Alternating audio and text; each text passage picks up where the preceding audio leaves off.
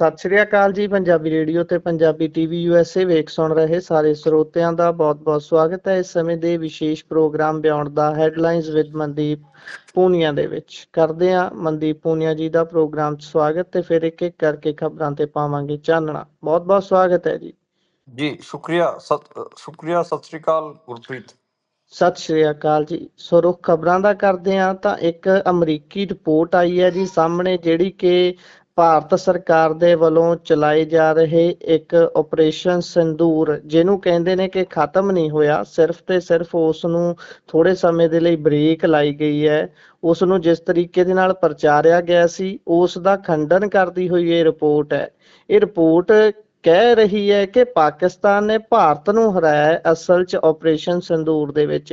ਇਹ ਕੀ ਹੈ ਜੀ ਸਾਰੀ ਗੱਲਬਾਤ ਤੇ ਇਸ ਰਿਪੋਰਟ ਦਾ ਹੁਣ ਜਨਤਕ ਹੋਣਾ ਜਾਂ ਫਿਰ ਇਸ ਰਿਪੋਰਟ ਦੇ ਵਿੱਚ ਕਿੰਨੀ ਕੁ ਸੱਚਾਈ ਜਾਪਦੀ ਹੈ, ਪਾਇਓ ਚਾਨਣਾ। ਦੇਖੋ, ਇਹਦੇ 'ਚ ਕੁਛ ਚੀਜ਼ਾਂ ਨੇ। ਪਹਿਲੀ ਚੀਜ਼ ਤਾਂ ਇਹ ਹੈ ਕਿ ਇਹ ਜਿਹੜੀ ਅਮਰੀਕੀ ਰਿਪੋਰਟ ਹੈ ਇਹ basically US China economic and security review commission USCC ਜਿਹਨੂੰ ਕਹਿੰਦੇ ਆ ਉਹਦੇ ਵੱਲੋਂ ਜਾਰੀ ਕੀਤੀ ਗਈ 800 ਪੰਨਿਆਂ ਦੀ ਰਿਪੋਰਟ ਹੈ। ਇਹਦੇ 'ਚ ਇਸ ਰਿਪੋਰਟ 'ਚ ਮਤਲਬ ਡਾਇਰੈਕਟ ਉਹਨਾਂ ਨੇ ਕੋਈ ਕਮੈਂਟ ਨਹੀਂ ਕੀਤਾ, ਬਲਕਿ ਜਿਹੜਾ ਸ਼ਹਿਬਾਜ਼ ਸ਼ਰੀਫ ਨੇ ਪਾਕਿਸਤਾਨ ਦੇ ਜਿਹੜੇ PM ਸੀਗੇ, ਉਹਨਾਂ ਨੇ ਅਮਰੀਕੀ ਸੰਸਦ ਸਾਹਮਣੇ ਇਸ ਰਿਪੋਰਟ ਨੂੰ ਜ਼ਿਆਦਾ ਉਹ ਕੀਤਾ ਹੈਗਾ। ਇਹਦੇ 'ਚ ਪਾਕਿਸਤਾਨੀ ਅਖਬਾਰ ਡੋਨ ਹੈ, ਉਹਦੇ ਰਿਪੋਰਟ ਦੇ ਮੁਤਾਬਕ ਜਿਹੜਾ ਸ਼ਹਿਬਾਜ਼ ਸ਼ਰੀਫ ਹੈ ਉਹਨੇ ਕਿਹਾ ਕਿ ਪਾਕਿਸਤਾਨੀ ਸੈਨਾ ਦੇ ਬਿਹਤਰੀਨ ਪ੍ਰਦਰਸ਼ਨ ਨੇ ਦੁਸ਼ਮਣ ਨੂੰ ਘੁਟਨਿਆਂ ਤੇ ਲਾ ਦਿੱਤਾ ਸੀਗਾ। ਇਸ 'ਚ ਫੀਲਡ ਮਾਰਸ਼ਲ ਅਸੀਮ ਮੁਨੀਰ ਦਾ ਵੱਡਾ ਯੋਗਦਾਨ ਹੈ। ਤਾਂ ਇਹ ਚੀਜ਼ਾਂ ਮਤਲਬ ਜਿਹੜੀਆਂ ਹੈਗੀਆਂ ਇਹ ਇਸ ਰਿਪੋਰਟ 'ਚ ਹੈਗੀਆਂ। ਮਤਲਬ ਰਿਪੋਰਟ 'ਚ ਵੀ ਡਾਇਰੈਕਟਲੀ ਉਸ ਕਿਸਮ ਨਾਲ ਨਹੀਂ ਕਿਹਾ ਗਿਆ। ਦੂਜਾ ਇਹ ਵੀ ਹੈ ਕਿ ਰਾਫੇਲ ਦੀ ਜਿਹੜੀ ਇਮੇਜ ਹੈ ਇਸ ਰਿਪੋਰਟ 'ਚ ਇਹ ਵੀ ਕਿਹਾ ਗਿਆ ਹੈਗਾ। ਪਾਕਿਸਤਾਨ ਨੇ ਦਾਅਵਾ ਕੀਤਾ ਕਿ ਉਹਨਾਂ ਨੇ ਘੱਟੋ ਘੱਟ 6 ਇੰਡੀਅਨ ਫਾਈਟਰ ਜੈਟ ਥੱਲੇ ਡੇਗ ਲਏ ਤੇ ਇਹਦੇ 'ਚ ਰਾਫੇਲ ਵੀ ਸੀਗਾ ਤੇ ਰਾਫੇਲ ਦੀ ਇਮੇਜ ਨੂੰ ਵੀ ਨੁਕਸਾਨ ਹੋਇਆ। ਤੇ ਜਿਹੜੀ ਚਾਈਨਾ ਦੀ ਜਿਹੜੀ ਮਿਲਟਰੀ ਪਾਵਰ ਸੀ ਜਾਂ ਮਿਲਟਰੀ ਵੈਪਨ ਸੀਗੇ ਉਹਨਾਂ ਦਾ ਪ੍ਰਦਰਸ਼ਨ ਵਧੀਆ ਰਿਹਾ ਹੈਗਾ। ਉਹਦੇ ਇਸ ਰਿਪੋਰਟ 'ਚ ਕੁਛ ਖਾਸ ਕਰ ਕੁਛ ਚਾਈਨਾ ਦੇ ਜਿਹੜੇ ਵੈਪਨਰੀਜ਼ ਹੈਗੇ ਆ, ਜਿਵੇਂ PL-15 ਮਿਸਾਈਲ ਜਿਹੜੀ ਏਅਰ ਡਿਫੈਂਸ ਸਿਸਟਮ ਹੈ, J-10 ਫਾਈਟਰ ਏਅਰਕ੍ਰਾਫਟ ਹੈ, ਤਾਂ ਇਹਨਾਂ ਬਾਰੇ ਜ਼ਿਕਰ ਹੈ। ਤੇ ਇਹਦੇ 'ਚ ਇਹ ਦੱਸਿਆ ਗਿਆ ਕਿ ਮਤਲਬ ਜਿਹੜੇ ਚਾਈਨਾ ਦੇ ਜਿਹੜੇ ਮਿਲਟਰੀ ਵੈਪਨ ਸੀਗੇ ਉਹਨਾਂ ਨੇ ਵਧੀਆ ਪ੍ਰਦਰਸ਼ਨ ਕੀਤਾ ਹੈ। ਤੇ ਇਸ ਤੋਂ ਇਲਾਵਾ ਮਤਲਬ ਇਹ ਵੀ ਹੈ ਕਿ ਚਾਈਨਾ ਨੇ ਇਸ ਤੋਂ ਬਾਅਦ 75,000 ਕਰੋੜ ਰੁਪਏ ਦੇ ਜਿਹੜੇ J-10C ਫਾਈਟਰ ਜੈਟ ਸੀਗੇ 42, ਉਹ ਇੰਡੋਨੇਸ਼ੀਆ ਨੂੰ ਵੇਚਣ ਦੀ ਵੀ ਗੱਲ ਕਹੀ ਹੈ। ਤੇ ਇਸ 'ਚ ਇਹੀ ਹੈ ਕਿ ਇੰਟੈਲੀਜੈਂਸ ਦੀ ਜ਼ਿਆਦਾ ਤੁਸੀਂ ਇਸ ਨੂੰ ਕਹਿ ਸਕਦੇ ਹੋ। ਪਾਕਿਸਤਾਨ ਦੀ ਮਦਦ ਚੀਨ ਦੀ ਖੂਫੀਆ ਇੰਟੈਲੀਜੈਂਸ ਨੇ ਕੀਤੀ ਹੈਗੀ ਆ, ਇਹ ਵੀ ਇਸ ਰਿਪੋਰਟ 'ਚ ਦਾਅਵੇ ਹੈਗੇ ਆ। ਤੇ ਇਹ ਹੈਗਾ ਜੀ US ਚਾਈਨਾ ਦੀ ਜਿਹੜੀ ਇਹ ਕਮਿਸ਼ਨ ਹੈ ਉਹਨੂੰ ਉਸ ਦੀ ਇਹ ਰਿਪੋਰਟ ਹੈ। ਤੇ ਇਸ ਨੂੰ ਲੈ ਕੇ ਹੀ ਫਿਰ ਇਸ਼ੂ ਬਣ ਗਿਆ। ਕਾਂਗਰਸ ਵੀ ਕਹਿ ਰਹੀ ਹੈ ਕਿ ਜੇ ਇਸ ਰਿਪੋਰਟ ਨਾਲ ਨਰਿੰਦਰ ਮੋਦੀ ਸਹਿਮਤ ਨਹੀਂ ਹੈ ਤਾਂ ਉਹਨਾਂ ਨੂੰ ਖੰਡਨ ਕਰਨਾ ਚਾਹੀਦਾ। ਅਮਰੀਕਾ ਦੇ ਉਲਟ ਕਦੋਂ ਬੋਲਣਗੇ, ਉਹ ਵੀ ਇਸ ਸਵਾਲ ਨੂੰ ਚੁੱਕ ਰਹੇ ਨੇ। ਤੇ ਹਜੇ ਤੱਕ ਆਪਾਂ ਕਹਿ ਲਈਏ ਕਿ ਨਰਿੰਦਰ ਮੋਦੀ ਵੱਲੋਂ ਇਸ ਰਿਪੋਰਟ ਦੇ ਖੰਡਨ 'ਚ ਜਾਂ ਫਿਰ ਇਸ ਰਿਪੋਰਟ ਬਾਰੇ ਕੋਈ ਬਿਆਨ ਹਜੇ ਤੱਕ ਤਾਂ ਨਹੀਂ ਆਇਆ, ਤਾਂ ਇਸ ਕਰਕੇ ਜ਼ਿਆਦਾ ਇਸ ਬਾਰੇ ਗੱਲ ਹੋ ਰਹੀ ਹੈ ਜੀ। ਇਸ ਤੋਂ ਅੱਗੇ ਜੇਕਰ ਚੱਲੀਏ ਤਾਂ ਗੱਲ ਬਿਹਾਰ ਦੀ ਕਰ ਲੈਂਦੇ ਹਾਂ। ਬਿਹਾਰ ਦੇ ਵਿੱਚ ਚੋਣਾਂ ਹੋ ਗਈਆਂ। ਚੋਣਾਂ ਤੋਂ ਬਾਅਦ ਕਈ ਤਰ੍ਹਾਂ ਦੇ ਰੌਲੇ ਪੈ ਹਟੇ, ਜਿੱਤਣ ਵਾਲੇ ਖੁਦ ਆਪ ਹੈਰਾਨ ਹੋ ਹਟੇ। ਪਰ ਉਸ ਤੋਂ ਬਾਅਦ ਇੱਕ ਚੀਜ਼ ਜਿਹੜੀ ਲੰਬੇ ਸਮੇਂ ਤੋਂ ਪਰਮਾਨੈਂਟ ਹੀ ਜਾਪਦੀ ਹੈ ਉਹ ਹੋਈ ਹੈ। ਉਹ ਹੈ ਜੀ ਨਿਤਿਸ਼ ਕੁਮਾਰ ਦਾ ਮੁੱਖ ਮੰਤਰੀ ਦੇ ਵਜੋਂ ਸਹੁੰ ਚੁੱਕਣਾ। 10ਵੀਂ ਵਾਰ ਹੁਣ ਮੁੱਖ ਮੰਤਰੀ ਵਜੋਂ ਸਹੁੰ ਚੁੱਕ ਚੁੱਕੇ ਨੇ ਜੀ ਨਿਤਿਸ਼ ਕੁਮਾਰ ਹੋਣੀ। ਤੇ ਇਸ ਨੂੰ ਇੱਕ ਲੈਂਡਮਾਰਕ ਵੀ ਮੰਨਿਆ ਜਾ ਰਿਹਾ ਹੈ। ਪਰ ਭਾਰਤੀ ਰਾਜਨੀਤੀ ਦਾ ਇੱਕ ਇਹੋ ਜਿਹਾ ਚਿਹਰਾ ਹੈ ਜੀ। ਦੇਖੋ, ਨਿਤੀਸ਼ ਕੁਮਾਰ 10ਵੀਂ ਵਾਰ ਬਿਹਾਰ ਦੇ ਮੁੱਖ ਮੰਤਰੀ ਬਣ ਰਹੇ ਹਨ। ਅੱਜ 26 ਮੰਤਰੀਆਂ ਨੇ ਸ਼ਪਥ ਲਿੱਤੀ ਹੈ। ਇਹਨਾਂ 'ਚ BJP ਦੇ 14, JDU ਦੇ 8, ਚਿਰਾਗ ਪਾਸਵਾਨ ਦੇ 2 ਮੰਤਰੀ ਸ਼ਾਮਲ ਹਨ। ਸਿਰਫ ਇੱਕ ਮੁਸਲਮਾਨ ਨੂੰ ਉੱਥੇ ਬਣਾਇਆ ਗਿਆ ਹੈਗਾ। ਬਾਕੀ ਡਿਪਟੀ CM ਦੇ ਤੌਰ ਤੇ ਸਮਰਾਟ ਚੌਧਰੀ ਅਤੇ ਵਿਜੇ ਕੁਮਾਰ ਸਿੰਨਹਾ ਨੇ ਹੀ ਸ਼ਪਥ ਲਈ ਹੈ। ਤੇ ਇਹ ਹੈਗਾ ਜੀ ਨਿਤੀਸ਼ ਕੁਮਾਰ 10ਵੀਂ ਵਾਰ ਸ਼ਪਥ ਲੈ ਰਹੇ ਨੇ। ਤੇ ਲਗਾਤਾਰ ਜਿਹੜੇ ਇਸ ਕਿਸਮ ਦੇ ਬੰਦੇ ਜਿਨ੍ਹਾਂ ਤੇ ਗੰਭੀਰ ਆਰੋਪ ਲੱਗੇ ਸੀ ਭ੍ਰਿਸ਼ਟਾਚਾਰ ਦੇ, ਸਮਰਾਟ ਚੌਧਰੀ, ਵਿਜੇ ਕੁਮਾਰ ਸਿੰਨਹਾ, ਇਹਨਾਂ ਨੂੰ ਵੀ ਡਿਪਟੀ CM ਦੀ ਸਹੁੰ ਚੁਕਵਾ ਦਿੱਤੀ। ਅੱਜ ਫਿਰ ਨਰਿੰਦਰ ਮੋਦੀ ਨੇ ਬਿਹਾਰ 'ਚ ਜਾ ਕੇ ਆਪਣਾ ਗਮਛਾ ਗਲੇ ਤੋਂ ਲਾਇਆ ਤੇ ਉਸ ਤੋਂ ਬਾਅਦ ਹਵਾ 'ਚ ਉਹਨੇ ਫਹਿਰਾਇਆ। ਮਤਲਬ ਜਿਹੜਾ ਉਹ ਲਹਿਰਾਉਂਦੇ ਨੇ ਉਹ ਕੀਤਾ, ਬਿਹਾਰੀ ਜਿਵੇਂ ਕਰਦੇ ਨੇ ਉਹ ਐਕਟ ਕਰਕੇ ਦਿੱਤਾ ਹੈ। ਤੇ ਇਸ ਵਾਰ ਮਤਲਬ ਮੈਨੂੰ ਲੱਗਦਾ ਗਾ ਕਿ ਜਿਹੜਾ ਜਿਹੜਾ ਤੇਜਸਵੀ ਯਾਦਵ ਹੋਰਾਂ ਦਾ ਜਿਹੜਾ ਹਾਲ ਰਿਹਾ ਗਾ ਉਹ ਥੋੜ੍ਹਾ ਜ਼ਿਆਦਾ ਮਾੜਾ ਰਿਹਾ ਗਾ। ਤੇ ਕਾਂਗਰਸ ਦਾ ਤਾਂ ਜ਼ਿਆਦਾ ਜਲੂਸ ਨਿਕਲ ਗਿਆ। ਇਹ ਦੇਖੋ ਕਿਵੇਂ ਅੱਗੇ ਚੀਜ਼ਾਂ ਵੱਧਦੀਆਂ ਨੇ, ਪਰ ਇਹਦੇ 'ਚ ਕਿਹਾ ਜਾ ਰਿਹਾ ਗਾ ਕਿ ਬੀਜੇਪੀ ਨਿਤੀਸ਼ ਕੁਮਾਰ ਤੇ ਆ ਵੀ ਰਹੂਗੀ ਇਸ ਜਿਹੜੀ ਨਵੀਂ ਸਰਕਾਰ ਬਣੀ ਇਹਦੇ 'ਚ। ਜੀ। ਇਸ ਤੋਂ ਅੱਗੇ ਜੇਕਰ ਆਪਾਂ ਚੱਲੀਏ ਤਾਂ ਗੱਲ ਦਿੱਲੀ ਦੰਗੇ ਦੀ ਕਰ ਲੈਂਦੇ ਆ। ਪੁਲਿਸ ਕਹਿ ਰਹੀ ਹੈ ਕਿ ਪੜ੍ਹੇ ਲਿਖੇ ਆਤੰਕੀ ਜ਼ਿਆਦਾ ਖਤਰਨਾਕ ਨੇ। ਇਹ ਜਦੋਂ ਆਪਾਂ ਗੱਲ ਸੁਣਦੇ ਆ ਵੀ ਪੁਲਿਸ ਦੇ ਮੂੰਹੋਂ, ਤਾਂ ਆਪਾਂ ਇਸ ਤੇ ਕੀ ਸਮਝ ਬਣਾਈਏ ਜੀ? ਹਾਂਜੀ, ਸੁਪਰੀਮ ਕੋਰਟ ਦੇ ਵਿੱਚ ਅੱਜ ਪਟੀਸ਼ਨ ਤੇ ਸੁਣਵਾਈ ਹੋ ਰਹੀ ਸੀ, ਜਿਸਦੇ ਵਿੱਚ ਸ਼ਰਜੀਲ ਇਮਾਮ ਅਤੇ ਉਮਰ ਖਾਲਿਦ ਹੋਰਾਂ ਉਹਨਾਂ ਦੀ ਜ਼ਮਾਨਤ ਤੇ ਸੁਣਵਾਈ ਹੋ ਰਹੀ ਸੀ। ਉਹਦੇ 'ਚ 2020 'ਚ ਜਿਹੜਾ ਦਿੱਲੀ 'ਚ ਹੋਇਆ ਸੀਗਾ ਸਾਰਾ ਕੁਛ, ਉਹਨੂੰ ਲੈ ਕੇ ਸੀਗਾ। ਤੇ ਉੱਥੇ ਦਿੱਲੀ ਪੁਲਿਸ ਨੇ ਕਿਹਾ ਕਿ ਇਹਨਾਂ ਨੇ ਬਹੁਤ ਭੜਕਾਊ ਭਾਸ਼ਣ ਦਿੱਤੇ, ਇਹਨਾਂ ਦੇ ਭਾਸ਼ਣਾਂ ਕਰਕੇ ਹੀ ਉੱਥੇ ਮਾਹੌਲ ਵਿਗੜਿਆ ਤੇ 53 ਲੋਕਾਂ ਦੀ ਡੈਥ ਹੋਈ ਹੈ। ਇਹਦੇ 'ਚ ਇਹ ਕਿਹਾ ਕਿ ਜਿਹੜਾ ਸ਼ਰਜੀਲ ਇਮਾਮ ਹੈ ਇਹ ਇੰਜੀਨੀਅਰ ਗ੍ਰੈਜੂਏਟ ਹੈ ਤੇ ਇਹਨਾਂ ਦਾ ਮਕਸਦ ਇੰਟਰਨੈਸ਼ਨਲ ਮੀਡੀਆ 'ਚ ਆਪਣਾ ਧਿਆਨ ਖਿੱਚਣਾ ਸੀਗਾ। ਡੋਨਾਲਡ ਟਰੰਪ ਅਮਰੀਕਾ ਦੇ ਰਾਸ਼ਟਰਪਤੀ ਦਿੱਲੀ ਆਏ ਸੀ, ਉੱਥੇ ਇਹਨਾਂ ਨੇ ਉਸ ਟਾਈਮ ਹਿੰਸਾ ਭੜਕਾਉਣ ਦੀ, ਵਾਇਲੈਂਸ ਕ੍ਰੀਏਟ ਕਰਨ ਦੀ ਯੋਜਨਾ ਬਣਾਈ ਉਹਦੇ ਤਾਂ ਕਿ ਇੰਟਰਨੈਸ਼ਨਲ ਮੀਡੀਆ 'ਚ ਧਿਆਨ ਖਿੱਚਿਆ ਜਾ ਸਕੇ। ਇਹ ਇੱਕ ਉਹਨਾਂ ਨੇ ਗਹਿਰੀ ਸਾਜ਼ਿਸ਼ ਅੱਜ ਦਿੱਲੀ ਪੁਲਿਸ ਨੇ ਕਹੀ ਹੈ। ਤੇ ਇਸ ਪੂਰੇ ਆਪਾਂ ਨੂੰ ਪਤਾ ਹੈ ਕਿ ਇਹਨਾਂ ਕੇਸਾਂ 'ਚ ਦਿੱਕਤ ਇੱਕੋ ਹੀ ਹੈ ਕਿ ਇਹਨਾਂ ਦਾ ਡਾਇਰੈਕਟ ਲਿੰਕ ਨਹੀਂ ਬਣ ਪਾ ਰਿਹਾ। ਜਿਹੜੇ ਮੁੰਡੇ ਫੜੇ ਹੋਏ ਆ ਮੁਸਲਮਾਨਾਂ ਦੇ, ਅਗਸਤ 2020 'ਚ ਸ਼ਰਜੀਲ ਇਮਾਮ ਨੂੰ ਅਰੈਸਟ ਕੀਤਾ ਗਿਆ ਸੀ, ਸਤੰਬਰ 2020 'ਚ ਉਮਰ ਖਾਲਿਦ ਹੋਰਾਂ ਨੂੰ ਅਰੈਸਟ ਕੀਤਾ ਗਿਆ ਸੀ। ਇਹਨਾਂ ਦਾ ਡਾਇਰੈਕਟ ਲਿੰਕ ਤਾਂ ਬਣ ਨਹੀਂ ਪਾ ਰਿਹਾ। ਕਹਿ ਰਹੇ ਨੇ ਕਿ ਇਹਨਾਂ ਨੇ ਭੜਕਾਊ ਭਾਸ਼ਣ ਦਿੱਤੇ, ਇਸ ਕਰਕੇ ਵਾਇਲੈਂਸ ਭੜਕੀ, ਤਾਂ ਇਹਨਾਂ ਨੂੰ ਭੜਕਾਊ ਭਾਸ਼ਣਾਂ ਨਾਲ ਜੋੜ ਰਹੇ ਨੇ। ਜਦ ਕਿ ਮੈਂ ਤਾਂ ਉਮਰ ਖਾਲਿਦ ਦੇ ਭਾਸ਼ਣ ਮੈਂ ਸੁਣਿਆ ਹੈਗੇ ਆ, ਕੋਈ ਇਸ ਕਿਸਮ ਦਾ ਮਾਮਲਾ ਨਹੀਂ ਦਿਖਦਾ। ਸ਼ਰਜੀਲ ਇਮਾਮ ਦਾ ਵੀ ਸਿਰਫ ਇੱਕੋ ਭਾਸ਼ਣ ਸੀਗਾ, ਉਹਦੇ 'ਚ ਉਹਨਾਂ ਨੇ ਚਿਕਨ ਨੈਕ ਦੀ ਤਾਂ ਗੱਲ ਕੀਤੀ ਸੀ, ਬਾਕੀ ਹੋਰ ਤਾਂ ਕੋਈ ਦਿੱਲੀ ਵਿੱਚ ਦੰਗਾ ਫੈਲਾ ਦਿਓ ਇਸ ਕਿਸਮ ਦੀ ਤਾਂ ਗੱਲ ਨਹੀਂ ਸੀਗੀ। ਤਾਂ ਇਹ ਗੱਲ ਹੈ, ਦੇਖੋ ਦਿੱਲੀ ਪੁਲਿਸ ਕਿਵੇਂ ਕੋਰਟ 'ਚ ਐਸਟੈਬਲਿਸ਼ ਕਰਦੀ ਹੈਗੀ ਹੈ ਕਿ ਇਹਨਾਂ ਦਾ ਕੋਈ ਡਾਇਰੈਕਟ ਲਿੰਕ ਸੀਗਾ ਦਿੱਲੀ 'ਚ ਜੋ ਕੁਛ ਵਾਪਰਿਆ। ਪਰ ਹਾਂ, ਇਹ ਜਿਹੜੇ ਨੌਜਵਾਨ ਨੇ ਬਹੁਤ ਆਪਾਂ ਕਹਿ ਲਈਏ ਕਿ ਪਿਛਲੇ ਲੰਬੇ ਸਮਾਂ ਤੋਂ ਇਹ ਆਪਾਂ ਕਹਿ ਸਕਦੇ ਹਾਂ ਕਿ ਉਹ ਤਾਂ ਭੁਗਤ ਹੀ ਰਹੇ ਨੇ ਲਗਾਤਾਰ ਕਿ ਸਜ਼ਾ ਤਾਂ ਭੁਗਤ ਹੀ ਰਹੇ ਨੇ। 5 ਸਾਲ ਹੋ ਗਏ ਇਹਨਾਂ ਨੂੰ ਜੇਲ੍ਹਾਂ 'ਚ ਬੰਦ, ਤੇ ਹਜੇ ਤੱਕ ਇਹਨਾਂ ਦੀ ਨਾ ਤਾਂ ਇਹਨਾਂ ਦਾ ਕੋਈ ਟਰਾਇਲ ਸ਼ੁਰੂ ਹੋਇਆ ਗਾ ਤੇ ਇਹ ਜ਼ਮਾਨਤ ਵਾਸਤੇ ਅਪਲਾਈ ਕਰ ਰਹੇ ਨੇ, ਜ਼ਮਾਨਤਾਂ ਇਹਨਾਂ ਨੂੰ ਦਿੱਤੀਆਂ ਨਹੀਂ ਜਾ ਰਹੀਆਂ ਤੇ ਹੁਣ ਸੁਪਰੀਮ ਕੋਰਟ 'ਚ ਇਹਨਾਂ ਦੇ ਮਾਮਲੇ ਚੱਲ ਰਹੇ ਨੇ। ਤਾਂ ਮਤਲਬ ਕਹਿ ਸਕਦੇ ਹੋ ਕਿ ਮੁਸਲਮਾਨ ਜਿਹੜੇ ਪੋਲੀਟੀਕਲ ਪ੍ਰਿਜ਼ਨਰਸ ਨੇ ਉਹਨਾਂ ਦੇ ਵੀ ਹਾਲਾਤ ਜ਼ਿਆਦਾ ਮਾੜੇ ਨੇ। ਤੇ ਸੁਪਰੀਮ ਕੋਰਟ ਤੱਕ ਉਹ ਚਲੇ ਗਏ ਨੇ, ਉੱਥੇ ਵੀ ਉਹਨਾਂ ਨੂੰ ਕੋਈ ਮਤਲਬ ਆਪਾਂ ਕਹਿ ਲਈਏ ਕਿ ਸਹੂਲਤਾਂ ਕਹਿ ਲਓ ਜਾਂ ਫਿਰ ਜਿਹੜੀ ਜ਼ਮਾਨਤ ਮਿਲਣੀ ਹੁੰਦੀ ਹੈ, ਜਿਹੜੀ ਆਪਾਂ ਕਹਿ ਲਈਏ ਕਿ ਰਾਹਤ ਮਿਲਣੀ ਹੁੰਦੀ ਹੈ, ਉਹ ਰਾਹਤ ਨਹੀਂ ਮਿਲ ਰਹੀ। ਜੀ। ਇਸ ਤੋਂ ਅੱਗੇ ਜੇਕਰ ਗੱਲ ਕਰੀਏ ਤਾਂ ਆਰਐਸਐਸ ਮੁਖੀ ਮੋਹਨ ਭਾਗਵਤ ਹੋਣਾ ਦੀ ਮੁਸਲਿਮ ਤੇ ਈਸਾਈ ਭਾਰਤੀਆਂ ਨੂੰ ਲੈ ਕੇ ਕੀਤੀ ਗਈ ਟਿੱਪਣੀ ਦੀ ਗੱਲ ਕਰਦੇ ਹਾਂ। ਉਹ ਕਹਿੰਦੇ ਨੇ ਵੀ ਜੇਕਰ ਇਹ ਭਾਰਤੀ ਸੰਸਕ੍ਰਿਤੀ, ਇਹ ਤੋਂ ਭਾਵ ਕਿ ਮੁਸਲਿਮ ਤੇ ਈਸਾਈ ਜਿਹੜੇ ਨੇ ਭਾਰਤੀ ਸੰਸਕ੍ਰਿਤੀ ਨੂੰ ਅਪਣਾ ਲੈਂਦੇ ਨੇ ਤਾਂ ਇਹ ਵੀ ਹਿੰਦੂ ਹੀ ਨੇ। ਹਰ ਕਿਸੇ ਨੂੰ ਹਿੰਦੂ ਕਹਿਣਾ, ਹਿੰਦੂ ਧਰਮ ਦੇ ਵਿੱਚ ਸ਼ਾਮਲ ਕਰਕੇ ਪੇਸ਼ ਕਰਨਾ ਵੀ ਭਾਈ ਇਹ ਵੀ ਹਿੰਦੂ ਹੈ, ਉਹ ਵੀ ਹਿੰਦੂ ਹੈ, ਇਹ ਹਿੰਦੂ ਬਣ ਸਕਦੇ ਨੇ। ਇਹਨੂੰ ਕਿਵੇਂ ਵੇਖਦੇ ਹੋ? ਵੈਸੇ ਵੀ ਮਣੀਪੁਰ ਦਾ ਦੌਰਾ ਉਹਨਾਂ ਨੇ ਕਰਨਾ ਹੈ ਜਾਂ ਕੀਤਾ ਹੈ? ਨਹੀਂ, ਮਣੀਪੁਰ ਤਾਂ ਉਹ ਪਹਿਲੀ ਵਾਰ ਪਹੁੰਚੇ ਨੇ ਜਦੋਂ ਤੋਂ ਉੱਥੇ ਵਾਇਲੈਂਸ ਹੋ ਰਿਹਾ ਹੈਗਾ। ਉੱਥੇ ਉਹਨਾਂ ਨੇ ਇਹ ਗੱਲ ਰੱਖੀ ਹੈ ਗੁਹਾਟੀ 'ਚ ਉਹਨਾਂ ਨੇ ਕਿਹਾ ਕਿ ਉੱਥੇ ਉਹਨਾਂ ਨੇ ਜਿਹੜੇ ਇੰਟਲੈਕਚੁਅਲ ਸੀਗੇ ਉਹ ਸੱਦੇ ਹੋਏ ਸੀਗੇ ਤੇ ਹੋਰ ਜਿਵੇਂ ਲੇਖਕ, ਪੱਤਰਕਾਰ ਵਗੈਰਾ, ਇੰਟਲੈਕਚੁਅਲ ਸਾਰੇ ਸੱਦੇ ਹੋਏ ਸੀ।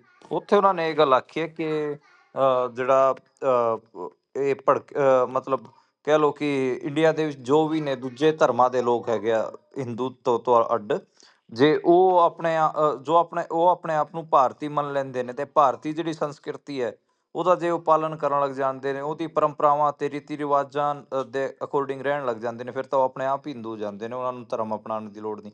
ਯਾਨੀ ਕਿ ਹੁਣ ਪਹਿਲੀ ਗੱਲ ਤਾਂ ਇਹ ਕਿ ਭਾਰਤੀ ਸੰਸਕ੍ਰਿਤੀ ਕੀ ਹੈ, ਇਹਦੀ ਕੋਈ ਇੱਕ ਵਿਆਖਿਆ ਤਾਂ ਹੈ ਨਹੀਂ, ਨਾ ਇਹਦਾ ਕੋਈ ਇੱਕੋ ਜਿਹਾ ਕਲਚਰ ਹੈ ਕਿ ਬਈ ਭਾਰਤੀ ਸੰਸਕ੍ਰਿਤੀ ਤਾਂ ਇਹ ਹੈ, ਇਸ ਕਿਸਮ ਦਾ ਤਾਂ ਕੁਛ ਹੈ ਨਹੀਂ।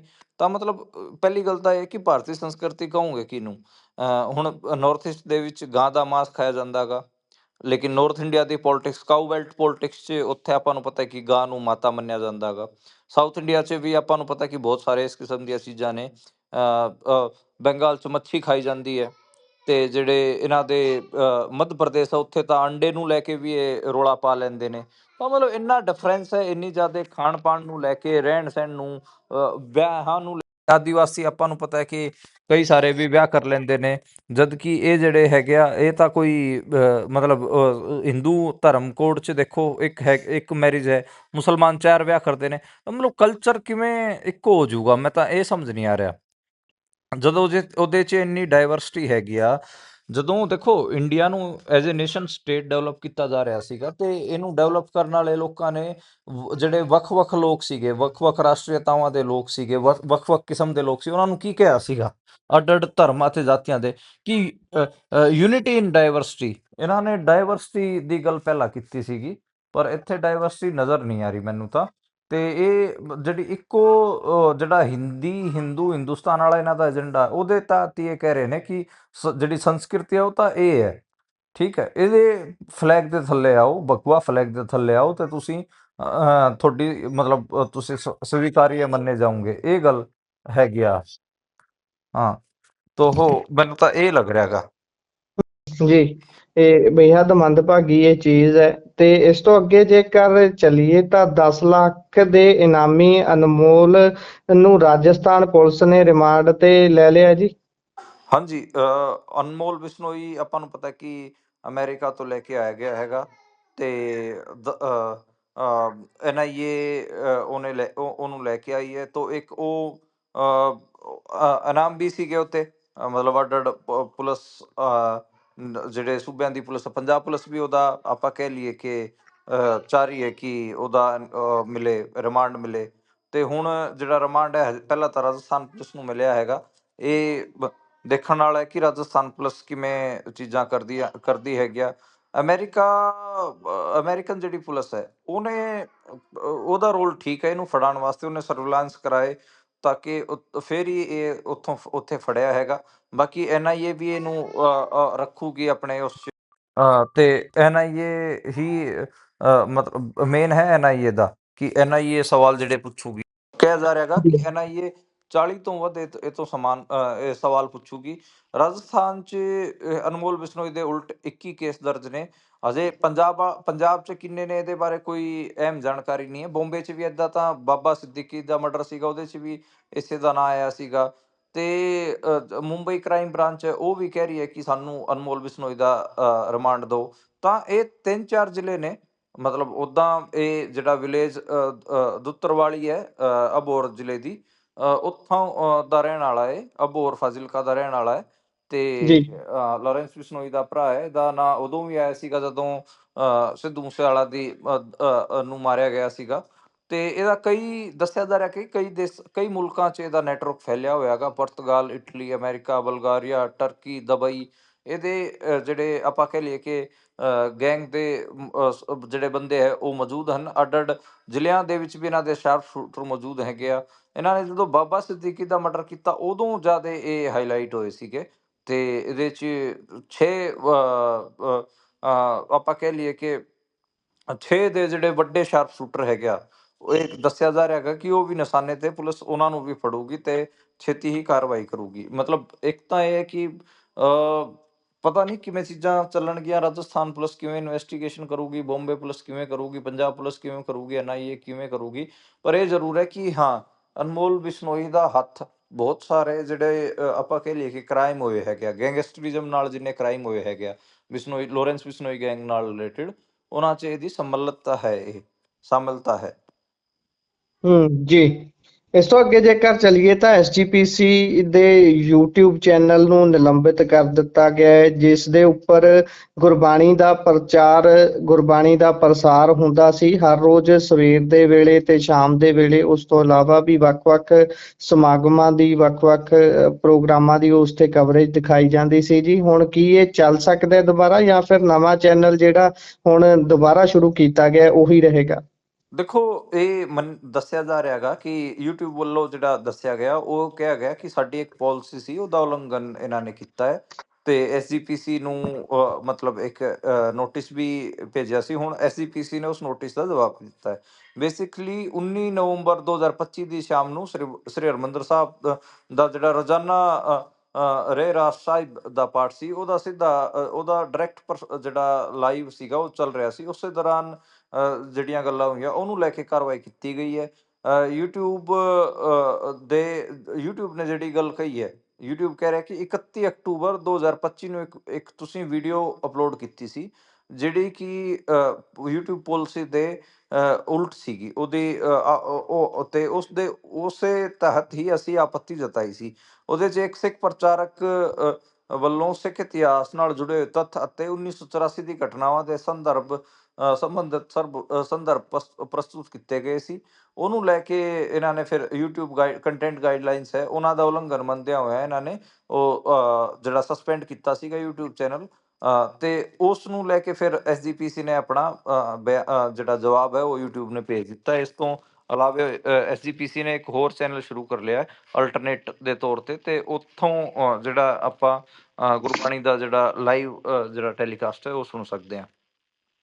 ਜੀ, ਉਧਰ ਖਡੂਰ ਸਾਹਿਬ ਤੋਂ MP ਅੰਮ੍ਰਿਤਪਾਲ ਸਿੰਘ ਹੋਣੀ ਪਹਿਲਾਂ ਸਿੱਧੇ ਸੁਪਰੀਮ ਕੋਰਟ ਚਲੇ ਗਏ ਸੀ, ਪਰ ਸੁਪਰੀਮ ਕੋਰਟ ਨੇ ਉਹਨਾਂ ਨੂੰ ਕਿਹਾ ਵੀ ਭਾਈ ਤੁਸੀਂ ਪ੍ਰਕਿਰਿਆ ਦੇ ਨੂੰ ਅਪਣਾਓ, ਪਹਿਲਾਂ ਹੇਠਾਂ ਅਦਾਲਤ 'ਚ ਹਾਈ ਕੋਰਟ ਦੇ ਵਿੱਚ ਜਾਓ। ਤੇ ਨਾਲ ਦੀ ਨਾਲ 1 ਮਹੀਨੇ ਦੀ ਕਹਿੰਦੇ ਵੀ ਉਹਦੇ ਤੇ ਬਾਈਂਡਿੰਗ ਵੀ ਲਾਤੀ ਸੀ ਵੀ 1 ਮਹੀਨੇ ਦੇ ਅੰਦਰ ਅੰਦਰ ਉਧਰੋਂ ਫੈਸਲਾ ਹੋ ਜਾਊਗਾ। ਤੇ ਹੁਣ ਕਹਿੰਦੇ ਹਾਈ ਕੋਰਟ ਪਹੁੰਚ ਗਏ ਨੇ ਜੀ। ਹਾਂਜੀ, ਬੇਸਿਕਲੀ ਸੈਸ਼ਨ ਹੋਣ ਜਾ ਰਿਹਾ ਹੈਗਾ, ਜਿਹਨੂੰ ਆਪਾਂ ਸਮਰ ਸੈਸ਼ਨ ਕਹਿੰਦੇ ਆ, ਤੇ ਸੌਰੀ ਵਿੰਟਰ ਸੈਸ਼ਨ ਕਹਿੰਦੇ ਆ। ਤੇ ਵਿੰਟਰ ਸੈਸ਼ਨ 'ਚ 1 ਦਸੰਬਰ ਤੋਂ ਲੈ ਕੇ 19 ਦਸੰਬਰ ਤੱਕ ਇਹ ਸੈਸ਼ਨ ਹੋਣ ਜਾ ਰਿਹਾ ਹੈਗਾ ਲੋਕ ਸਭਾ ਦਾ। ਉਹਦੇ 'ਚ ਪਾਰਟੀਸਪੇਟ ਕਰਨਾ ਚਾਹ ਰਹੇ ਨੇ, ਉਸੇ ਵਾਸਤੇ ਹੀ ਇੰਟਰੀਮ ਬੇਲ ਮੰਗ ਰਹੇ ਨੇ ਅੰਮ੍ਰਿਤਪਾਲ ਸਿੰਘ, ਤੇ ਉਹਨਾਂ ਨੇ Punjab and Haryana high court 'ਚ ਆਪਣੀ ਪਟੀਸ਼ਨ ਪਾਈ ਹੈ। ਉਹਨਾਂ ਦੇ NSA ਦੀ ਧਾਰਾਵਾਂ ਦਾ ਹਵਾਲਾ ਦਿੰਦਿਆਂ ਹੋਇਆ ਉਹਨਾਂ ਨੂੰ ਨਜ਼ਰਬੰਦ ਯਾਨੀ ਡਿਟੇਨ ਕੀਤਾ ਹੋਇਆ ਹੈ। ਤੇ ਉਹ ਹਾਲਾਂਕਿ ਖਡੂਰ ਸਾਹਿਬ ਤੋਂ ਇਲੈਕਟਿਡ ਉਹ ਵੀ ਨੇ, ਰਿਪਰੈਜ਼ੈਂਟੇਟਿਵ ਨੇ, ਉਹਨਾਂ ਨੇ ਇਲੈਕਸ਼ਨ ਜਿੱਤਿਆ ਹੈਗਾ।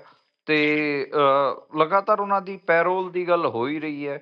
ਉਸ ਤੋਂ ਇਲਾਵਾ ਇਹ ਵੀ ਗੱਲ ਹੋ ਰਹੀ ਹੈ ਕਿ ਜਦੋਂ ਉਹ ਇਲੈਕਟਿਡ ਰਿਪਰੈਜ਼ੈਂਟੇਟਿਵ ਹੈਗੇ ਆ, ਘੱਟੋ ਘੱਟ ਉਹਨਾਂ ਨੂੰ ਆਪਣੀ ਗੱਲ ਪਾਰਲੀਮੈਂਟ ਦੇ ਵਿੱਚ ਰੱਖਣ ਦਾ ਦਿੱਤੀ ਜਾਵੇ।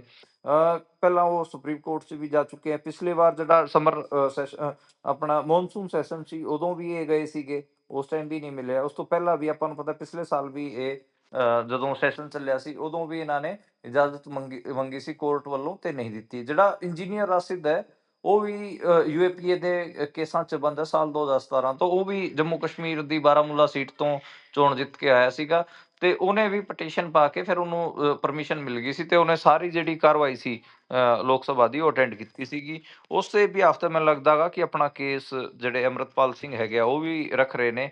ਮੈਨੂੰ ਲੱਗਦਾ ਗਾ ਕਿ ਹਾਈ ਕੋਰਟ ਤੋਂ ਇਸ ਵਾਰ ਇਹਨਾਂ ਨੂੰ ਵਿੰਟਰ ਸੈਸ਼ਨ 'ਚ ਜਾਣ ਦੀ ਇਜਾਜ਼ਤ ਮਿਲ ਸਕਦੀ ਹੈ। ਦੇਖਦੇ ਹਾਂ ਇਹਨਾਂ ਦੇ ਕੇਸ 'ਚ ਬਣਦਾ ਕੀ ਹੈ, ਪਰ ਹਾਈ ਚਾਂਸਿਸ ਨੇ ਕਿ ਇਸ ਵਾਰ ਅੰਮ੍ਰਿਤਪਾਲ ਸਿੰਘ ਤੁਹਾਨੂੰ ਪਾਰਲੀਮੈਂਟ 'ਚ ਦਿਖਣ। ਜੀ, ਉਧਰ ਹੈ ਜੇਕਰ SC ਕਮਿਸ਼ਨ ਦੀ ਗੱਲ ਕਰ ਲਈਏ ਤਾਂ ਪੰਜਾਬ ਵਾਲੀ SC ਕਮਿਸ਼ਨ ਖਾਸਾ ਐਕਟਿਵ ਹੈ, ਤੇ ਉਸਦੇ ਵੱਲੋਂ ਤਰਨਤਾਰਨ ਬਾਈ ਇਲੈਕਸ਼ਨ ਦੇ ਵਿੱਚ ਖਾਸ ਤੌਰ ਤੇ ਆਮ ਕਾਂਗਰਸ ਦੇ ਰਾਜਾ ਵੜਿੰਗ ਹੋਣਾ ਦੇ ਵੱਲੋਂ ਦਿੱਤੇ ਗਏ ਬਿਆਨਾਂ ਦਾ ਖਾਸ ਸੰਗਿਆਨ ਲਿਆ ਗਿਆ ਸੀ। ਖਾਸ ਤੌਰ ਤੇ ਬੂਟਾ ਸਿੰਘ ਨੂੰ ਲੈ ਕੇ ਦਿੱਤੇ ਗਏ ਬਿਆਨ ਤੋਂ ਬਾਅਦ ਤੇ ਉਹਨਾਂ ਨੂੰ ਤਲਬ ਵੀ ਕੀਤਾ ਗਿਆ ਸੀ, ਪਰ ਉਹਨਾਂ ਵੱਲੋਂ ਸ਼ਾਇਦ ਉਹਨਾਂ ਨੇ ਨੁਮਾਇੰਦਾ ਆਪਣਾ ਭੇਜ ਕੇ ਸਪਸ਼ਟੀਕਰਨ ਦੇਣ ਦੀ ਕੋਸ਼ਿਸ਼ ਕੀਤੀ ਸੀ ਵੀ ਭਾਈ ਇਹ ਇਲੈਕਸ਼ਨ ਨਿਬੇੜ ਕੇ ਫੇਰ ਆਵਾਂਗੇ। ਫਿਰ ਉਹਨਾਂ ਨੂੰ ਗ੍ਰਿਫਤਾਰ ਕਰਨ ਤੱਕ ਦਾ ਵੀ ਕਹਿ ਦਿੱਤਾ ਗਿਆ SC ਕਮਿਸ਼ਨ ਦੇ ਵੱਲੋਂ। ਪਰ ਹੁਣ ਰਾਜਾ ਵੜਿੰਗ ਹੋਣਾ ਨੇ ਦਾ ਖੇਡਿਆ ਜੀ, ਪਹੁੰਚ ਗਏ ਨੇ ਹਾਈ ਕੋਰਟ ਇਸ ਮਾਮਲੇ 'ਚ। ਹਾਂ, ਹਾਈ ਕੋਰਟ ਪਹੁੰਚੇ ਨੇ ਰਾਜਾ ਵੜਿੰਗ, ਤੇ ਉੱਥੇ ਉਹਨਾਂ ਨੇ ਦਲੀਲ ਦਿੱਤੀ ਹੈ ਕਿ ਮੇਰੇ ਉਲਟ ਪਹਿਲਾਂ ਹੀ FIR ਦਰਜ ਕਰਾਈ ਜਾ ਚੁੱਕੀ ਹੈ, ਤੇ ਇਹ ਪੈਰਲਲ ਕਾਰਵਾਈ SC ਕਮਿਸ਼ਨ ਨਾ ਕਰੇ। ਮੈਂ FIR ਦੇ ਮਾਮਲੇ 'ਚ ਇਨਵੈਸਟੀਗੇਸ਼ਨ 'ਚ ਸਾਥ ਦੇਣ ਵਾਸਤੇ ਤਿਆਰ ਹਾਂ। ਜਿਹੜਾ ਜੋ ਮੈਨੂੰ ਜਿੱਥੇ ਵੀ ਸੱਦਿਆ ਜਾਊਗਾ, ਇਨਵੈਸਟੀਗੇਸ਼ਨ ਕੀਤੀ ਜਾਊਗੀ, ਮੈਂ ਪੂਰਾ ਸਹਿਯੋਗ ਕਰਾਂਗਾ। ਤੇ ਮੈਨੂੰ ਪੈਰਲਲ ਮੇਰੇ ਤੇ ਕਾਰਵਾਈ ਕਰਨ ਜਿਹੜਾ SC ਕਮਿਸ਼ਨ ਕਰ ਰਿਹਾ ਹੈਗਾ ਉਹ ਨਾ ਕੀਤੀ।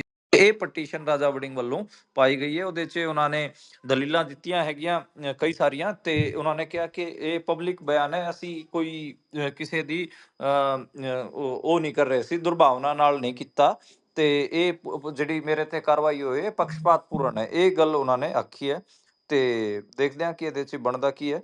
ਬਾਕੀ ਮਤਲਬ ਇਹ ਤਾਂ ਹੈ ਕਿ ਰਾਜਾ ਵੜਿੰਗ ਦੀ ਨੂੰ ਦਿੱਕਤਾਂ ਤਾਂ ਖਾਸੀਆਂ ਆਈਆਂ ਇਸ ਸਾਰੇ ਮਾਮਲੇ 'ਚ। ਜਿਹੜੇ ਕਾਂਗਰਸ ਦਾ ਦੂਜਾ ਧੜਾ ਸੀ, ਚਰਨਜੀਤ ਚੰਨੀ ਹੋਰਾਂ ਵਾਲਾ, ਉਹ ਹੋਰ ਆਸ਼ੂ ਵਗੈਰਾ ਜਾਂ ਫਿਰ ਪ੍ਰਗਟ ਸਿੰਘ ਹੋਰਾਂ ਵਾਲਾ, ਉਹਨੇ ਵੀ ਹਾਈ ਕਮਾਂਡ ਕੋਲ ਸ਼ਿਕਾਇਤ ਕੀਤੀ ਸੀ ਰਾਜਾ ਵੜਿੰਗ ਦੀ, ਕਾਂਗਰਸ ਹਾਈ ਕਮਾਂਡ ਕੋਲ, ਕਿ ਇਸ ਬੰਦੇ ਕਰਕੇ ਸਾਨੂੰ ਨੁਕਸਾਨ ਹੋ ਰਿਹਾ ਹੈਗਾ। ਤਾਂ ਇਹ ਇੱਕ ਮਤਲਬ ਵੱਡਾ ਆਪਾਂ ਕਹਿ ਲਈਏ ਕਿ ਨੁਕਸਾਨ ਤਾਂ ਹੋਇਆ ਹੀ ਹੈ ਕਾਂਗਰਸ ਨੂੰ। ਰਾਜਾ ਵੜਿੰਗ ਨੂੰ ਇੱਕ ਤਾਂ ਮੈਨੂੰ ਲੱਗਦਾ ਕਿ ਪ੍ਰਦੇਸ਼ ਅਧਿਕਸ਼ ਦਾ ਜਿਹੜਾ ਹੈਗਾ, ਸਟੇਟ ਪ੍ਰੈਜ਼ੀਡੈਂਟ ਦਾ ਜਿਹੜਾ ਉਹਨਾਂ ਤੇ ਕੋਲ ਅਹੁਦਾ ਹੈਗਾ, ਉਹ ਵੀ ਜੀ ਉਤਾਰਿਆ ਜਾਣਾ ਚਾਹੀਦਾ, ਤੇ ਉਹ ਵੀ ਮੈਨੂੰ ਠੀਕ ਨਹੀਂ ਜਾਪਦਾ, ਕਿਉਂਕਿ ਉਹਨਾਂ ਕਰਕੇ ਕਾਂਗਰਸ ਪਾਰਟੀ ਨੂੰ ਠੀਕ ਠਾਕ ਨੁਕਸਾਨ ਹੋਇਆ ਗਾ। ਜੀ ਜੇਕਰ ਅਗਲੀ ਗੱਲ ਕਰੀਏ ਤਾਂ ਸ਼ੰਭੂ ਬਾਰਡਰ ਦੇ ਉੱਪਰ ਕਿਸਾਨਾਂ ਨੇ ਜਦੋਂ ਮੋਰਚਾ ਲਾਇਆ ਸੀ, ਕਿਸਾਨ ਮੀਟਿੰਗ ਲਈ ਗਏ ਹੋਏ ਸੀ, ਉਸ ਤੋਂ ਬਾਅਦ ਉਸ ਦੇ ਪਿੱਛੇ ਲੱਡਾ ਕੋਠੀ ਇਕੱਠੀ ਕਰਕੇ ਪੁਲਿਸ ਨੂੰ ਤੇ ਫਿਰ ਸ਼ੰਭੂ ਬਾਰਡਰ ਵੱਲ ਤੋਰਿਆ ਜਾਂਦਾ ਹੈ ਤੇ ਉੱਥੇ ਜੋ ਕੁਝ ਹੋਇਆ ਉਸ ਦੀਆਂ ਤਸਵੀਰਾਂ ਤੁਸੀਂ ਵੀ ਦਿਖਾਈਆਂ ਸੀ ਲਗਾਤਾਰ। ਤੇ ਕਿਸਾਨਾਂ ਦਾ ਉਸ ਸਮੇਂ ਸਮਾਨ ਬਹੁਤ ਜੀ ਇੱਧਰ ਉੱਧਰ ਹੋਇਆ ਸੀ। ਹਾਲਾਂਕਿ ਮਨਦੀਪ ਸਿੱਧੂ ਹੋਣੀ ਤਾਂ ਕਹਿ ਰਹੇ ਸੀ ਵੀ ਭਾਈ ਕੱਲਾ ਕੱਲਾ ਸਮਾਨ ਅਸੀਂ ਸਪੁਰਦ ਕਰਾਂਗੇ ਕਿਸਾਨਾਂ ਨੂੰ, ਅਸੀਂ ਇੱਕ ਸਟੋਰੇਜ ਕਰ ਰਹੇ ਹਾਂ ਸਮਾਨ ਦੀ। ਪਰ ਉਹ ਸਮਾਨ ਹੁਣ ਕੁਝ ਕਿਤੇੋਂ ਮਿਲ ਰਿਹਾ ਹੈ ਤੇ ਕੁਝ ਕਿਤੇੋਂ ਮਿਲ ਰਿਹਾ ਹੈ। ਖਾਸ ਤੌਰ ਤੇ ਨਾਭੇ ਵਾਲੇ ਪਾਸੇ ਬੜਾ ਸਮਾਨ ਚਲੇ ਗਿਆ ਕਿ ਆਪ ਤੁਰ ਕੇ ਸਮਾਨ ਚਲਿਆ ਜਾਂਦਾ ਹੈ। ਬਹੁਤਾ ਸਮਾਨ ਤਾਂ ਕਹਿੰਦੇ ਵੀ ਧਰਤੀ ਦੇ ਥੱਲੇ ਹੀ ਜਾ ਵੜਿਆ, 3-4 ਫੁੱਟ ਥੱਲਿਓਂ ਕੱਢਿਆ ਗਿਆ ਸਮਾਨ, ਉੱਥੇ ਕਿਵੇਂ ਪਹੁੰਚਿਆ ਜੀ ਇਹ? ਦੇਖੋ, ਇਹ ਜਿਹੜਾ ਨਾਭਾ ਦੀ ਈਓ ਸਰਕਾਰੀ ਰੈਜ਼ੀਡੈਂਸੀ, ਉਹਦੇ 'ਚ ਨਗਰ ਕੌਂਸਲ ਦੀ ਜਿਹੜੀ ਸਰਕਾਰੀ ਰੈਜ਼ੀਡੈਂਸ ਹੈ, ਉਹਦੇ 'ਚ ਬਰਾਮਦ ਕੀਤਾ ਗਿਆ ਹੈ। ਉਹਦੇ 'ਚ ਇਹ ਗੱਲ ਹੈ ਕਿ ਸਮਾਨ ਬਹੁਤ ਜ਼ਿਆਦਾ ਹੈ। ਕਿਸਾਨ ਨੇ ਆਗੂ ਜਿਹੜੇ ਗਮਦੂਰ ਸਿੰਘ, ਉਹਨਾਂ ਨੇ ਕਿਹਾ ਕਿ ਸਾਡਾ ਤਕਰੀਬਨ 3.5 ਕਰੋੜ ਦਾ ਸਮਾਨ ਸੀਗਾ, ਉੱਥੋਂ ਜਿਹੜਾ ਕਿਸਾਨ ਅੰਦੋਲਨ ਤੋਂ ਚੱਕਿਆ ਗਿਆ ਸੀ ਕਿਸਾਨਾਂ ਦਾ। ਤੇ ਜੀ ਤੇ ਉਹਨਾਂ ਨੇ ਕਿਹਾ ਕਿ ਮਿੱਟੀ ਪੱਟ ਪੱਟ ਕੇ ਸਾਡਾ ਜਿਹੜਾ ਸਮਾਨ ਸੀ ਉਹ ਦੱਬਿਆ ਹੋਇਆ ਸੀ, ਤੇ ਉਹਦੀ ਖਦਾਈ ਵੀ ਚੱਲ ਰਹੀ। ਈਓ ਰੈਜ਼ੀਡੈਂਸ ਨੂੰ ਦਾ ਜਿਹੜਾ ਦਫ਼ਤਰ ਸੀਗਾ ਉਹ ਖਦਾਇਆ ਗਿਆ ਹੈ, ਉਹਦੇ 'ਚ ਸਮਾਨ ਵੀ ਨਿਕਲਿਆ ਹੈਗਾ। ਤੇ ਬਹੁਤ ਸਾਰਾ ਸਮਾਨ ਜਿਹੜਾ ਹੈਗਾ ਉਹ ਆਪਾਂ ਨੂੰ ਪਤਾ ਕਿ ਸ਼ੰਭੂ ਬਾਰਡਰ ਤੇ ਉਸ ਟਾਈਮ ਜਦੋਂ ਕਾਰਵਾਈਆਂ ਕੀਤੀਆਂ ਗਈਆਂ ਸੀਗੀਆਂ, ਜਬਰਨ ਮੋਰਚਾ ਖਾਲੀ ਕਰਾਇਆ ਗਿਆ ਸੀ। ਜੇਸੀਬੀਆਂ ਨੇ ਜਿਹੜੇ ਸਟਰਕਚਰ ਸੀਗੇ ਕਿਸਾਨਾਂ ਦੇ ਉਹ ਤੋੜੇ ਸੀਗੇ, ਜਿਹੜੇ ਉਹਨਾਂ ਨੇ ਆਪਣੇ ਸਟਰਕਚਰ ਸੀ ਉਹ ਵੀ ਤੋੜੇ ਸੀਗੇ, ਜਿਹੜਾ ਲੰਗਰ ਦਾ ਸਮਾਨ ਸੀ ਉਹ ਤੱਕ ਚੋਰ ਲੈ ਗਏ ਸੀਗੇ ਜੀ। ਇਹ ਸਰਕਾਰੀ ਜਿਹੜੇ ਨੁਮਾਇੰਦੇ ਸੀਗੇ, ਸਰਕਾਰ ਦੇ ਨੁਮਾਇੰਦੇ ਸੀਗੇ। ਤਾਂ ਇਹ ਮਤਲਬ ਸਰਕਾਰ ਦੀ ਤੁਸੀਂ ਕਿੰਨੀ ਚੰਗੀ ਗੱਲ ਮੰਨੋਗੇ ਕਿ ਕਿਸਾਨਾਂ ਦੀ ਟਰਾਲੀਆਂ ਇਹਨਾਂ ਨੇ ਚਰਾ ਲੀਆਂ, ਲੰਗਰ ਤੱਕ ਦਾ ਸਮਾਨ ਇਹ ਚੋਰ ਲੈ ਗਏ। ਇਸ ਤੋਂ ਵੱਡੀ ਚੋਰੀ ਹੋਰ ਕੀ ਹੋਊਗੀ ਜੀ, ਮੈਨੂੰ ਤਾਂ ਲੱਗਦਾ। ਤੇ ਹੁਣ ਸਮਾਨ ਨਿਕਲ ਰਹੇ ਨੇ, ਕਦੇ ਕਿਸੇ ਐਮਐਲਏ ਦੇ ਕਰੀਬੀ ਦੇ ਘਰ ਟਰਾਲੀਆਂ ਖੜੀਆਂ ਮਿਲ ਰਹੀਆਂ ਨੇ, ਕਦੇ ਨਗਰ ਕੌਂਸਲ ਦਾ ਜਿਹੜਾ ਈਓ ਹੈ ਉਹਦੇ ਘਰ ਦੇ ਗਾਰਡਨ 'ਚ 3-4 ਫੁੱਟ ਟੋਆ ਪੁੱਟਣ ਤੋਂ ਬਾਅਦ ਸਮਾਨ ਨਿਕਲ ਰਿਹਾ ਹੈਗਾ। ਤਾਂ ਇਹ ਤਾਂ ਮਤਲਬ ਬਹੁਤ ਇਹ ਕਿਸਾਨਾਂ ਦਾ ਸਮਾਨ ਚੋਰ ਸਰਕਾਰ ਤਾਂ ਹੈ ਹੀ, ਤੇ ਇਹਨਾਂ ਤੇ ਹੁਣ ਇਹ ਸੱਚੇ ਸੁੱਚੇ ਵੀ ਬਣਦੇ ਨੇ। ਜੀ ਇਸ ਤੋਂ ਅੱਗੇ ਜੇਕਰ ਆਪਾਂ ਅਗਲੀ ਗੱਲ ਕਰਦੇ ਚਲੀਏ ਤਾਂ ਪੀਯੂ ਦੇ ਵਿੱਚ ਕਹਿੰਦੇ ਫਿਰ ਤੋਂ ਪ੍ਰਦਰਸ਼ਨ ਦੀ ਕਾਲ ਦਿੱਤੀ ਗਈ ਹੈ। ਪ੍ਰਦਰਸ਼ਨ ਦੀ ਕਾਲ ਹੀ ਮੰਨੀਏ ਜਾਂ ਫਿਰ ਸਿਰਫ ਯੂਨੀਵਰਸਿਟੀ ਨੂੰ ਬੰਦ ਕਰਨ ਤੱਕ ਹੀ ਗੱਲ ਰਹੂਗੀ ਉਸ ਦਿਨ? ਨਹੀਂ, ਪ੍ਰਦਰਸ਼ਨ ਦੀ ਕੋਲ ਕਹਿ ਰਹੇ ਨੇ ਕਿ ਇਹ ਕਹਿ ਰਹੇ ਕਿ ਬੀਜੇਪੀ ਦੇ ਜਿਹੜੇ ਨੇ ਉਹਨਾਂ ਦੇ ਘਿਰਾਓ ਦੀ ਵੀ ਗੱਲ ਹੈ ਇਹਦੇ 'ਚ। ਤਾਂ ਇਹ ਵੀ ਗੱਲ ਹੈ ਕਿ ਇਹ ਕੋਲ ਕਿਹਾ ਜਾ ਰਿਹਾ ਹੈਗਾ ਕਿ ਇਸ ਕਰਕੇ ਦਿੱਤੀ ਗਈ ਹੈ ਕਿਉਂਕਿ ਬੇਸਿਕਲੀ 24 ਤਰੀਕ ਦਾ ਟਾਈਮ 24 ਤਰੀਕ ਤੱਕ ਦਾ ਟਾਈਮ ਮੰਗਿਆ ਸੀ ਵਾਈਸ ਚਾਂਸਲਰ ਨੇ, ਤੇ ਸਟੂਡੈਂਟ ਨੇ ਇਹ ਕੋਲ ਇਸ ਕਰਕੇ ਦਿੱਤੀ ਹੈ ਕਿ 24 ਤੱਕ ਜੇ ਇਹਨਾਂ ਨੇ ਸਟੂਡੈਂਟਸ ਦੀ ਸਿਚੁਏਸ਼ਨ ਸੋਲਵ ਨਹੀਂ ਕੀਤੀ ਫਿਰ ਇਹ ਕਾਰਵਾਈ ਤਾਂ ਕਰਨਗੇ, ਤੇ ਉਹੀ ਉਸੇ ਵਾਸਤੇ ਕੀਤੀ ਗਈ ਹੈ। ਤਾਂ ਦੇਖਦੇ ਹਾਂ ਕਿ ਮਤਲਬ ਕਿਵੇਂ ਬਣਦਾ। ਹਾਲਾਂਕਿ ਮੰਨਿਆ ਜਾ ਰਿਹਾ ਹੈਗਾ ਕਿ ਸਟੂਡੈਂਟਸ ਦੇ ਹੱਕ 'ਚ ਫੈਸਲਾ ਆ ਜਾਣਾ ਗਾ, ਤੇ 23 ਨਵੰਬਰ ਮੰਨਿਆ ਜਾ ਰਿਹਾ ਹੈਗਾ ਕਿ ਬ੍ਰੇਕਿੰਗ ਹੈ। ਬਾਕੀ ਜੇ 24 ਨਵੰਬਰ ਤੱਕ ਸੋਲਵ ਨਹੀਂ ਹੋਇਆ ਫਿਰ 26 ਨਵੰਬਰ ਨੂੰ ਜਿਹੜੇ ਸਟੂਡੈਂਟ ਹੈਗੇ ਆ ਉਹ ਬੀਜੇਪੀ ਦੇ ਦਫ਼ਤਰਾਂ ਦਾ ਘਿਰਾਓ ਵੀ ਕਰਨਗੇ, ਯੂਨੀਵਰਸਿਟੀ ਨੂੰ ਵੀ ਬੰਦ ਕਰਨਗੇ, ਤੇ ਐਗਜ਼ਾਮਾਂ ਦਾ ਵੀ ਜਿਹੜੇ ਪ੍ਰੀਖਿਆਵਾਂ ਹੋਣੀਆਂ ਨੇ ਉਹਨਾਂ ਦਾ ਵੀ ਬਾਈਕਾਟ ਕਰਨਗੇ ਜੀ ਸੋ ਜੀ। ਵੇਖਦੇ ਹਾਂ ਬਣਦਾ ਕੀ ਹੈ ਉਸ ਦਿਨ। ਇਸੇ ਦੇ ਨਾਲ ਪ੍ਰੋਗਰਾਮ ਦਾ ਸਮਾਂ ਇੱਥੇ ਸਮਾਪਤ ਹੁੰਦਾ। ਤੁਸੀਂ ਜੁੜੇ ਜਾਣਕਾਰੀਆਂ ਸਾਂਝੀਆਂ ਕੀਤੀਆਂ, ਜੀ ਬਹੁਤ ਬਹੁਤ ਧੰਨਵਾਦ। ਧੰਨਵਾਦ ਜੀ।